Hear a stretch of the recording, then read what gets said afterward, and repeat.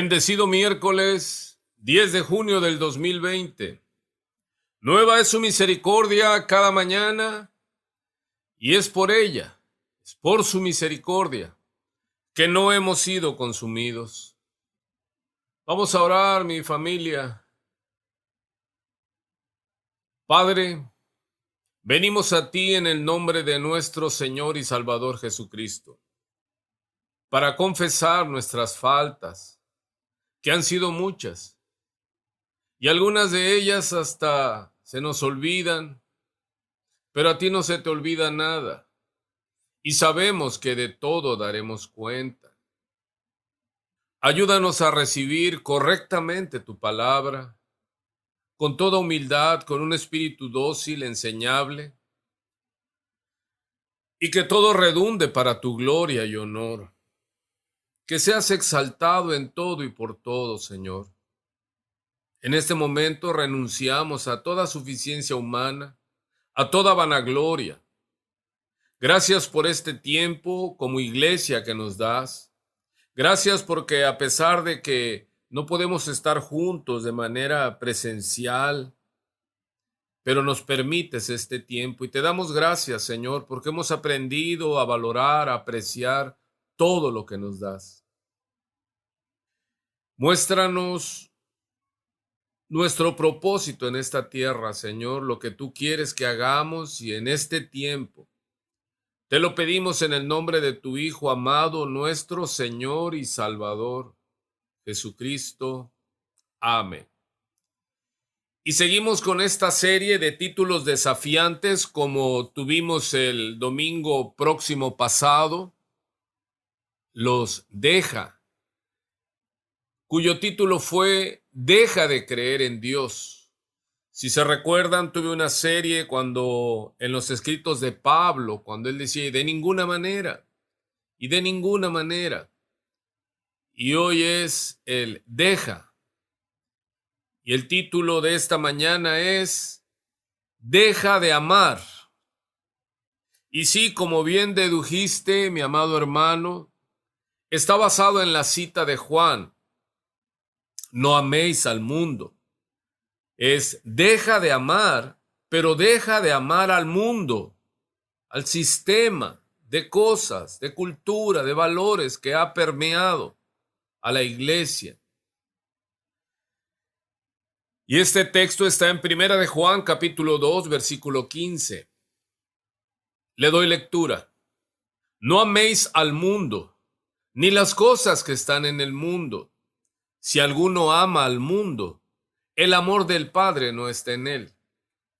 Porque todo lo que hay en el mundo, los deseos de la carne, los deseos de los ojos y la vanagloria de la vida, no proviene del Padre, sino del mundo. Y el mundo pasa y sus deseos, pero el que hace la voluntad de Dios permanece para siempre. Hace muchos años, yo recuerdo que tenía un concepto del apóstol Juan muy bucólico en la palabra. Y dirás, ¿qué es esto?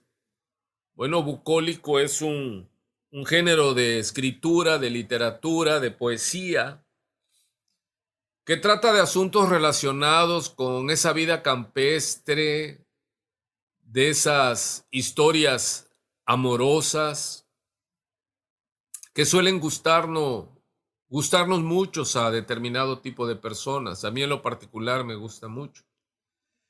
Y suele tener a pastores como protagonistas, pero no pastores de evangélicos o de iglesias, sino pastores con ovejas de 4 patitas, animalitos, y por lo común lleno de romanticismo.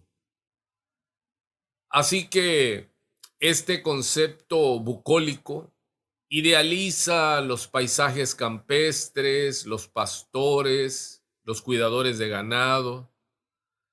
Paisajes muy bucólicos se llaman, muy románticos. Por ejemplo, cuando usted ve las ilustraciones muy bucólicas que identificamos mucho con el estilo católico, usted ve pinturas de Jesús y sus apóstoles especialmente Juan recostado en el pecho del Señor, y usted sabe que es un estilo bucólico, ¿sí? Muy relacionado con la Iglesia Católica, y miel sobre hojuelas, y de esa manera veía yo al apóstol Juan, porque quieras o no, amado oyente, nuestro primer encuentro con el mundo bíblico fue a través de la cultura católica. Y muchos tenemos grabado un Jesús muy bucólico, con su túnica impecable, su rostro, su pelo, el paisaje lleno de romanticismo. Y ese es el concepto de la iglesia, de Dios, que traemos todos.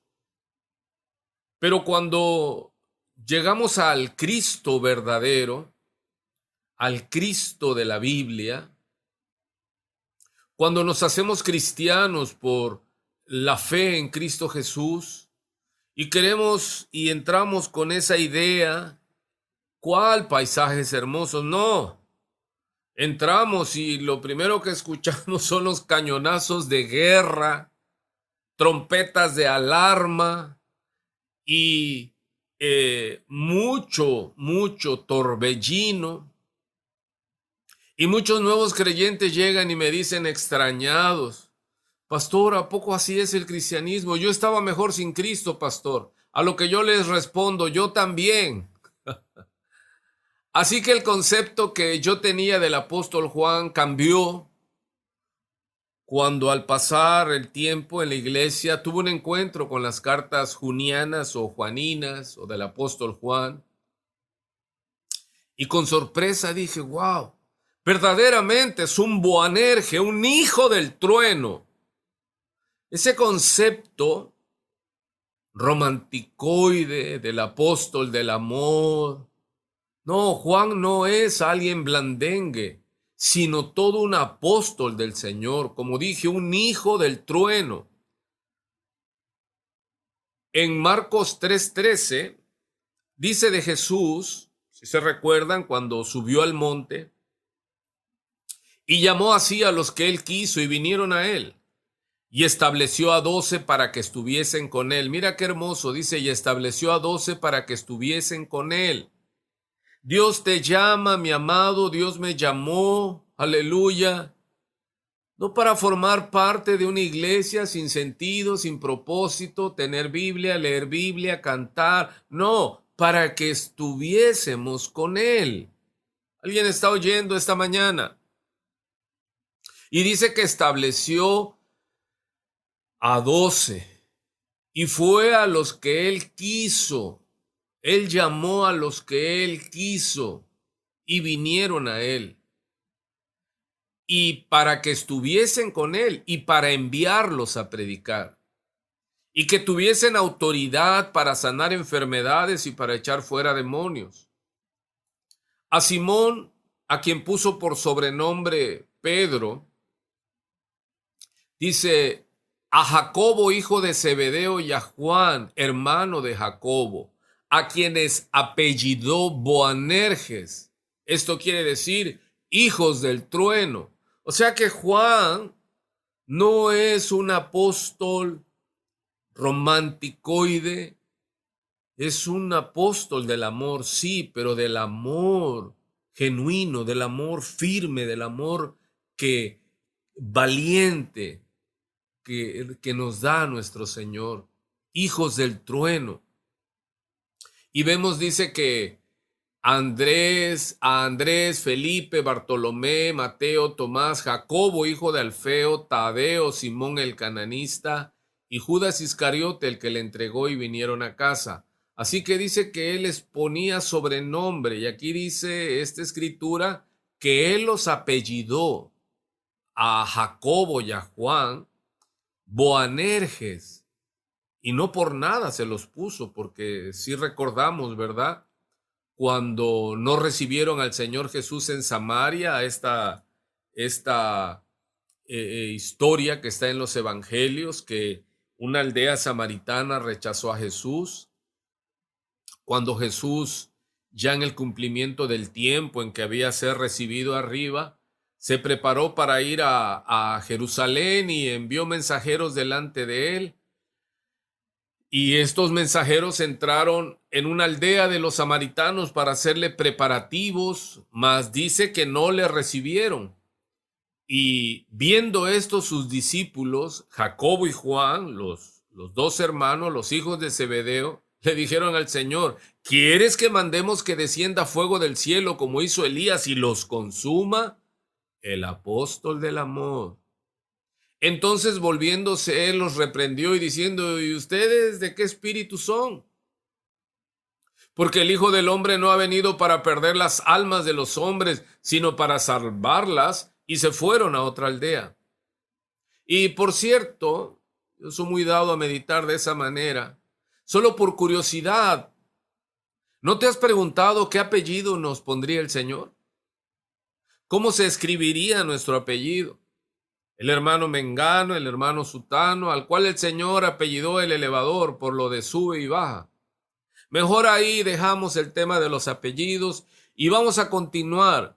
Si Dios permite, en otra entrega ampliaré sobre la vida del apóstol Juan. Como ves, la vida de los apóstoles en lo individual es tan hermosa, maravillosa la obra y lo que Dios hizo con estos hombres humildes, sin letras, del vulgo, pero llenos de la gloria y del poder de Dios.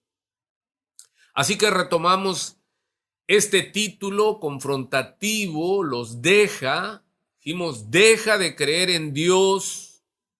Lo hablamos el domingo próximo pasado. Deja de creer en Dios como los demonios creen. Y ahora estamos en deja de amar, pero al mundo. Y esto está en Primera de Juan, capítulo 2, versículo 15. Y está en imperativo, es una orden, no es sugerencia. El Señor dice, inspira al apóstol Juan en Primera de Juan 2:15. No améis al mundo, ni las cosas que están en el mundo. Si alguno ama al mundo, el amor del Padre no está en él. Vemos qué serio es esto. Ni las cosas. Porque Jesús, nuestro Señor, dice que hay que amar aún a los enemigos. No se está refiriendo, como ustedes saben, a los seres humanos inconversos, enemigos de Dios que están en el mundo. No, está hablando al sistema de cosas. Porque sabemos que en el antiguo pacto, cuando Dios introdujo a Israel a la tierra de promesa, le dijo que no se hiciera como ellos, como los pueblos vecinos. Y esto sigue vigente para la iglesia de Cristo. Que no nos hagamos como ellos, que no nos hagamos como el mundo, que no adoptemos sus ídolos, su sistema de valores, porque ellos a lo malo le llaman bueno y a lo bueno malo. Mire, mi hermano, mi hermana, amado oyente, cuando la iglesia se hace como el mundo, ya perdió toda capacidad para cambiar al mundo. Y nos dice por qué no debemos amar el sistema del mundo, las cosas. Porque todo este sistema, no una parte, dice todo. Los valores de este mundo caído. Y luego señala los deseos de la carne. Y vamos a ver este concepto, que es la carne, las obras de la carne. Está en Gálatas 5:19. Y los primeros conceptos tienen que ver con el área sexual.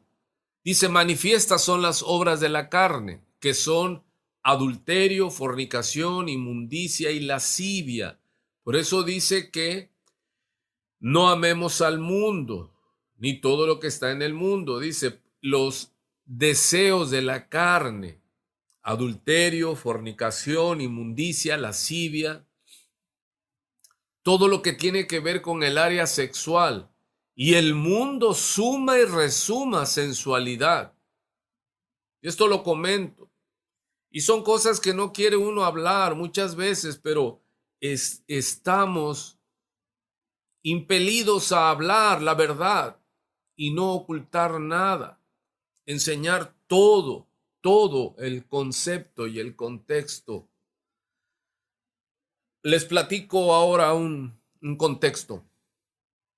Ahora que hice mi debut en redes sociales, léase YouTube, Facebook, los que me conocen saben de qué hablo.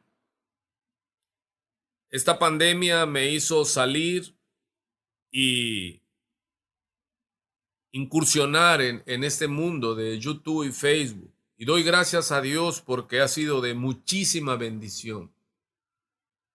Y me comenta un hermano, un tanto irónicamente, me dice, ay, pastor, ahora voy a cuidar lo que publico, me dice. Me dijo en son de broma, un amado hermano. Pero ya luego más serio, tornándose más serio, me dice, uy, se va a dar cuenta de muchas cosas que usted ya sabe, pero ahora las va a comprobar.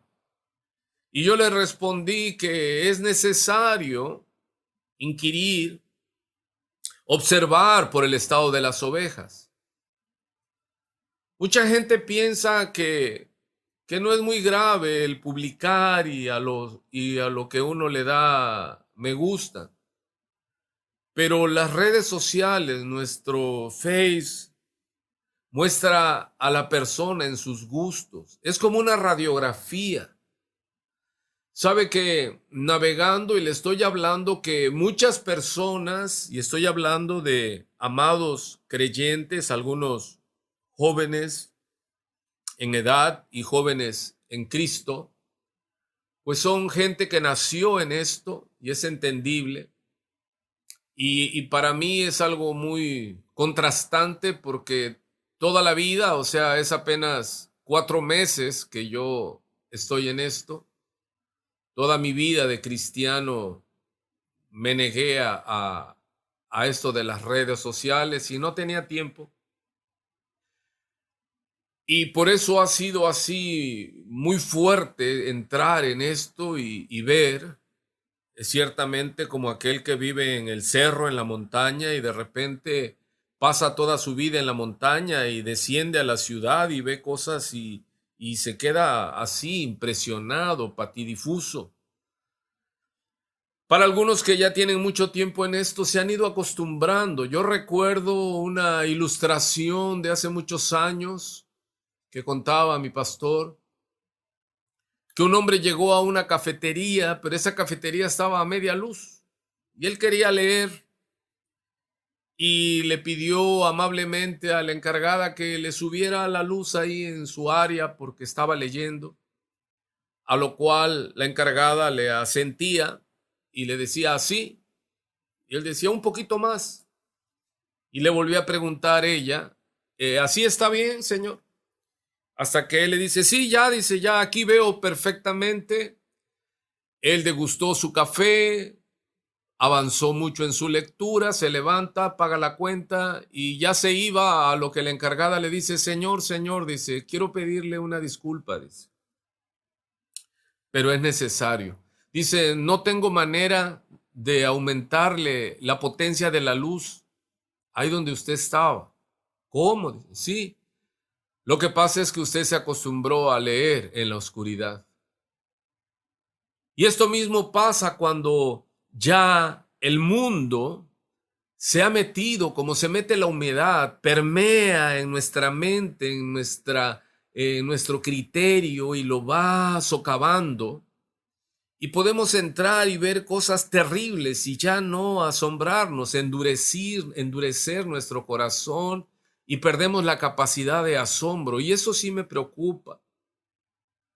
Así que entré y navegué, como se dice, y cuando vi en las páginas de iglesias, no en la de nosotros, ¿verdad?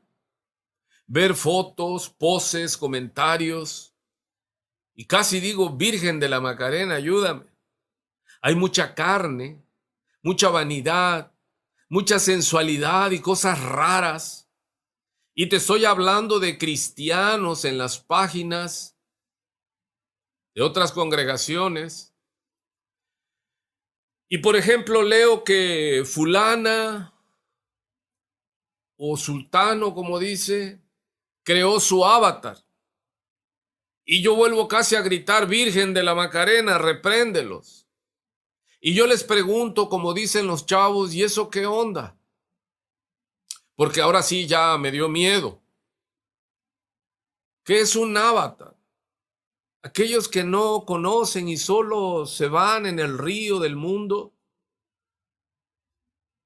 Es una manifestación corporal de una deidad, de un demonio, especialmente, y esto es de la cultura del hinduismo. Es un espíritu, una deidad, Vishnu se llama la palabra. Como tal proviene del sánscrito, avatara. Fíjese que significa el descenso o encarnación de un dios, con D minúscula. Esos son demonios. En este sentido, ese hinduismo, ellos entienden al avatar como un ser divino que desciende a la tierra en forma de persona, animal o de cualquier otro tipo de cuerpo, con la finalidad de restablecer el Dharma, dicen ellos, o ley divina, y salvar al mundo del desorden y la confusión generada por los demonios. Imagínense, demonios contra demonios. Así la deidad Vishnu se llama eso que se encarna. Por ejemplo, ha tenido muchos avatares y según los hindúes ha sufrido muchas encarnaciones. O sea que es un caldo, iba yo a decir de mondongo, digo de demonios. Y qué triste. Y es clara la escritura, dice, mi pueblo fue destruido por falta de conocimiento. Y yo digo, y con esa iglesia llena de hechicería, de brujería, vamos a poder impactar. Pero a pesar de eso, yo creo que Dios está actuando en su pueblo. Dice que el pueblo, mi pueblo, dice el Señor, fue destruido por falta de conocimiento. Y dice que la ociosidad, dice en el mundo, es madre de todos los vicios. Y ese esconderse detrás de un disfraz siempre es la falta de sinceridad. Un vestido para ocultar tu identidad.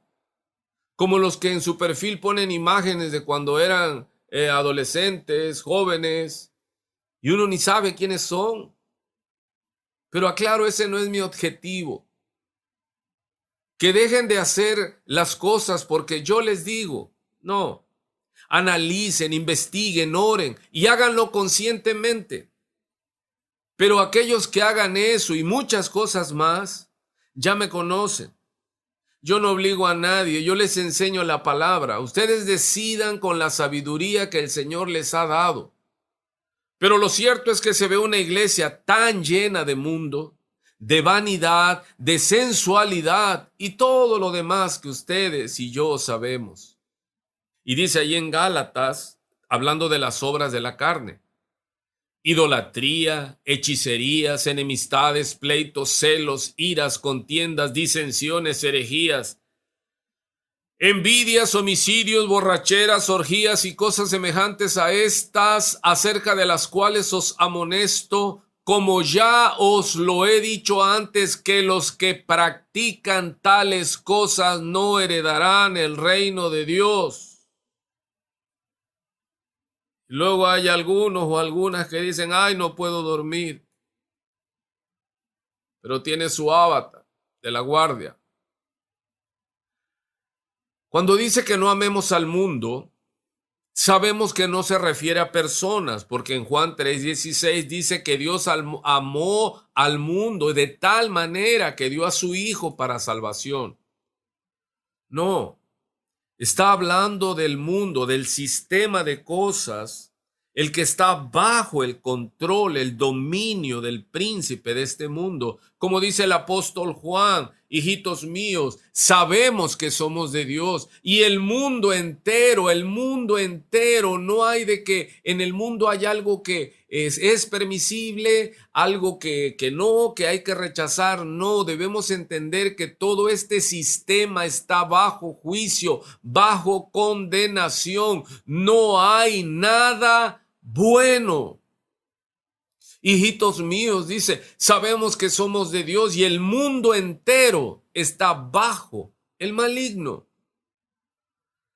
Así que dice Juan, sigue diciendo, porque todo, no dice esto sí, esto no, dice todo lo que hay en el mundo, los deseos de la carne, los deseos de los ojos. Veamos los deseos de la carne, ya vimos. Todo el pecado de nuestra humanidad caída. Y lo dice, los deseos de los ojos, porque todo lo que hay en el mundo, los malos deseos de la carne, la codicia de los ojos. Amados, ¿cómo hizo Satanás caer a Eva? Abrió sus ojos y Eva vio el árbol que era codiciable. Pregunto yo, no lo había visto. Ella ya había visto el árbol. Pero el enemigo de nuestras almas le dijo, dice, sabes y sabe Dios que el día que ustedes coman de ese árbol serán abiertos vuestros ojos y seréis como Dios sabiendo el bien y el mal. Y vio la mujer, dice que el árbol era bueno. Estoy en Génesis 3, acuérdese el capítulo que narra la caída del hombre. Y vio la mujer que el árbol era bueno para comer y que era agradable a los ojos y árbol codiciable para alcanzar la sabiduría, y tomó de su fruto y comió. Y dio también a su marido, el cual comió así como ella. Mira lo que dice en el verso 7. Entonces fueron abiertos los ojos de ambos y conocieron que estaban desnudos. Entonces cosieron hojas de higuera y se hicieron delantales. Amadísimos hermanos, toda tentación que lleva al pecado entra por los ojos, el deseo de los ojos. Yo tengo problemas con los ojos como todos ustedes. Es una condición de nuestra naturaleza caída y el diablo lo sabe y lo explota de lo lindo. Y la soberbia, la vanagloria de la vida no procede del Padre sino del mundo. No proviene del Dios Padre. Dice en el verso 17, estamos en segunda de Juan. Primera de Juan capítulo 2, verso 17, y el mundo pasa y sus deseos, pero el que hace la voluntad de Dios permanece para siempre. Amados, este sistema, esta moda, dice que los cielos y la tierra pasarán, mas mi palabra permanece para siempre. ¿Qué es que los cielos y la tierra pasan? Las modas van y vienen, pero no tienen sustento, pero el que hace la voluntad de Dios, este permanece y permanecerá para siempre. Amado, y no me espanto.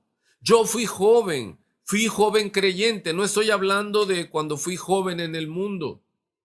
Estoy hablando que cuando el Señor me alcanzó, fui un joven creyente, sumamente soberbio, vanidoso, como congregante, no de inconverso. De inconverso no le cuento. Pero Dios que nos ama, y porque nos ama tanto, no me dejó así, ni a ti te va a dejar así. Y se cumplió en mi vida la palabra que dice, antes del quebrantamiento es la soberbia. Y estoy convencido que Él que comenzó en vosotros y en nosotros la buena obra en ti y en mí, la está perfeccionando hasta la venida de nuestro Señor y Salvador Jesucristo. Como dice el mismo apóstol Pablo en Corintios, cuando era niño hablaba como niño, juzgaba como niño, pero cuando ya fui hombre dejé lo que era de niño. Y ahora La graduación para muchos de nosotros, los veteranos de la iglesia, nos lo estamos pasando ahora con la pandemia. Todo lo que veían nuestros ojos como grandioso, inamovible, deseable, se derrumbó. Macroiglesias de miles de gente que parecía que habían alcanzado ya el paraíso en esta tierra y que todo era miel sobre hojuelas, se derrumbó en un santiamén. Huyeron, despavoridos, se vaciaron. Los predicadores de milagros, de sanidad, de prosperidad, que gastaron miles y miles, no de pesos, de dólares, sembrando toda esa falsa teología, ardió como paja ante la realidad de un virus que ni se ve. Los decretos, las cancelaciones, las liberaciones de maldiciones, y no pudieron, ni podrán, ni han podido cancelar, atar a este virus, porque solo Dios lo hará en el momento de su soberana voluntad. Ayer murió un vecino mío. Hace 4 años se enfermó y en lo particular Dios puso carga en mi corazón de oración. Y en ese entonces él sanó y ahora volvió a enfermar de COVID. Fue contagiado también, contaminado. Y volví a interceder por él. Pero ayer murió al amanecer y me puse muy triste. Mucha gente buena, humanamente hablando, está enfermando y otros más muriendo.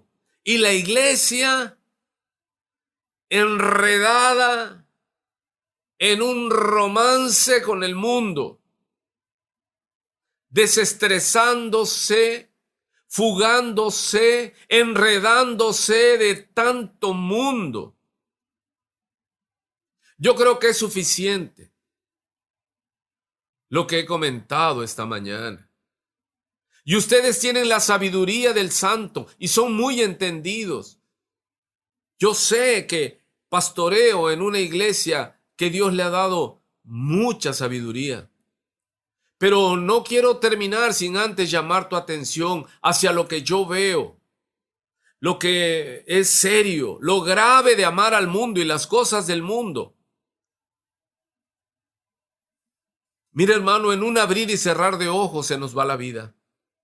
Y lo que antes te emocionaba, por eso dice al final en el verso 17, y el mundo pasa y sus deseos, pero el que hace la voluntad de Dios permanece para siempre. Y el mundo pasa y sus deseos, pero el que hace la voluntad de Dios permanece para siempre. Estábamos hablando de no cambiar lo eterno por lo pasajero. No construyas tu vida en el mundo. Construye allá arriba donde no hay ladrones que minen y hurten. Porque es tan fugaz. Y lo que antes nos emocionaba, usted que ya es mayor, complete este pensamiento.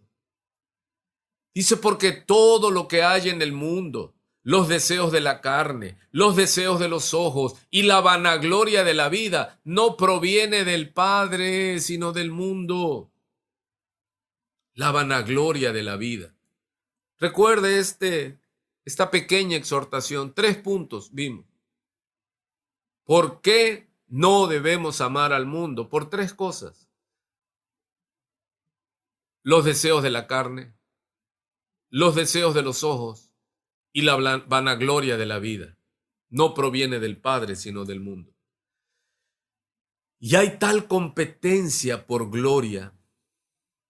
Y no estoy hablando del mundo, estoy hablando a la iglesia. Por ser reconocido, ya sea como el mejor ministerio, el mejor en esto, el mejor en aquello. Muchos compiten por ser reconocido en las redes sociales, se magnifican las selfies, tomas especiales. Tenemos todo un Hollywood cristiano. ¿Quién es el más guapo, la más guapa? Mientras la gente está muriendo y yéndose a una eternidad sin Cristo.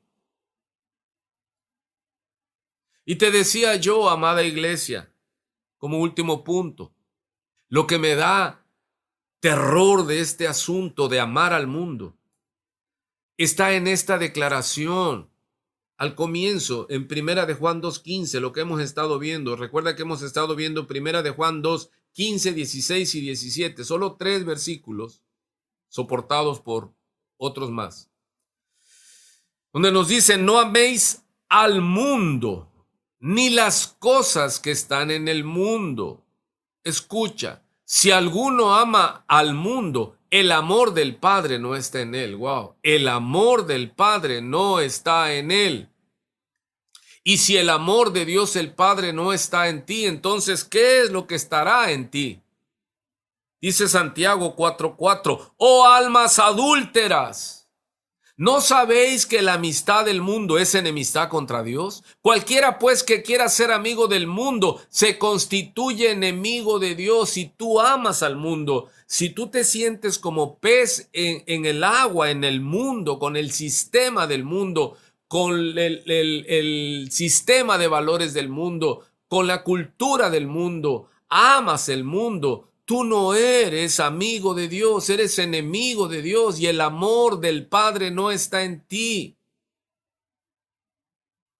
Vamos a orar.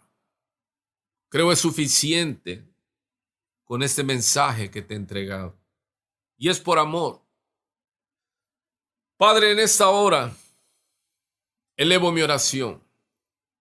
Intercedo delante de ti por tu amada iglesia, por estos santos tan hermosos, que los guardes, Señor, porque ciertamente el padre de mentira, y tú nos has alertado cuando pasaran todas estas cosas, terremotos, guerras, pestes, que nos cuidáramos de no ser engañados. Señor, que aquellos que no pueden ver porque son pequeños, y aquellos que se han desviado, que puedan volverse, Señor, y que puedas abrir los ojos de aquellos que están aturdidos, confundidos, desviados, turbados. Oro por ellos. Te pido por ellos, Señor. Porque ciertamente el mundo ha logrado permear muchas mentes. Y tú, Señor, nos dijiste que tuviéramos cuidado de la levadura del mundo. Y en este caso vemos una iglesia tan mundanizada. Hemos perdido fuerza. Pero hoy te pido, Señor, me acerco a ti y te pido por estos jóvenes, jóvenes de edad y jóvenes creyentes, y algunos ancianos de la iglesia, que no crean que la iglesia es así, tan cerca del mundo y sus valores y tan lejos de ti, Padre. Tengo la esperanza que tú no nos dejarás así, y la seguridad, y que por amor estás quebrantándonos como en un mortero, majándonos para separarnos de ese deleite del mundo, para no continuar apartados de ti, sino para ti. Señor, porque estamos en el mundo, pero no somos del mundo. Tú nos dijiste que nos enviabas como sal y como luz en medio del mundo. Y como dice en tu palabra, no os unáis en yugo desigual con los incrédulos. ¿Por qué? ¿Qué compañerismo tiene la justicia con la injusticia? ¿Y qué comunión la luz con las tinieblas? ¿Y qué concordia Cristo con Belial? ¿O qué parte el creyente con el incrédulo? ¿Y qué acuerdo hay entre el templo de Dios y los ídolos? Porque vosotros sois templo del Dios viviente, como Dios dijo: habitaré y andaré entre ellos y seré su Dios y ellos serán mi pueblo. Por lo cual, salid en medio de ellos y apartaos, dice el Señor, y no toquéis lo inmundo, y yo os recibiré. Y seré para vosotros por padre, y vosotros me seréis hijos e hijas, dice el Señor Todopoderoso. Salid en medio de ellos, pueblo mío, y no toquéis lo inmundo, así dice el Señor. Que Dios me los bendiga mucho. Y como siempre les he dicho, consideren lo que les he comentado, y el Señor les dé entendimiento. Igual que aquel que no va a cambiar, que evite el enojarse. Pero el que confirme que esto que he hablado es palabra de Dios por el Espíritu Santo, entonces esfuérzate, amado, y pide ayuda a Dios. Es mi deseo y mi oración a Dios que seas prosperado en todo. Es mi profundo deseo también a ti que estás enfermo, quizás con síntomas en esta pandemia, de este virus COVID, que seas sanado y prosperado en todo. Que Jehová te bendiga y te guarde. Que Jehová haga resplandecer su rostro sobre ti y tenga de ti misericordia. Jehová alce sobre ti su rostro. Recibe la bendición, amada iglesia, y ponga en ti paz. Esto lo pongo sobre tu pueblo, Padre, en el nombre de nuestro Señor Jesucristo. Amén.